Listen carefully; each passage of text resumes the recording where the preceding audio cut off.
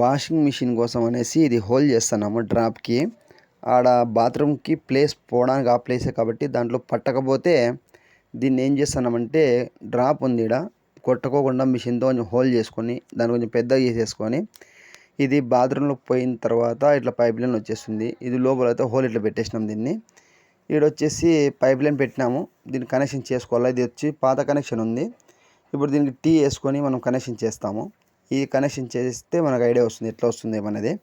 ఇదైతే fitting చేసేసినాము. Height పెట్టినాము వాకిలి కాడ మెటీరియల్ దిగినా కానీ తగలకూడదు అనేసి. వాషింగ్ మిషన్ పాయింట్ అయితే డెలివరీ పాయింట్ ఇది ఫిట్టింగ్ చేసేసినాము. కడ్డీ ఉంది కాబట్టి కొంచెం గ్యాప్ ఉంది. ఇది లోపల నుంచి ఫినిషింగ్ అయిపోయింది.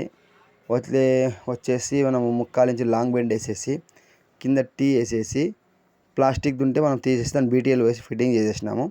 ఈ వర్క్ అయిపోయిన తర్వాత వాషింగ్ మిషన్ పైప్ అడాప్టర్ చూస్తాము దానికి ఎంత కూర్చుంటుందా లేదా అనేది. అది చూస్తే మనకి దానికి అర్థమైపోతుంది.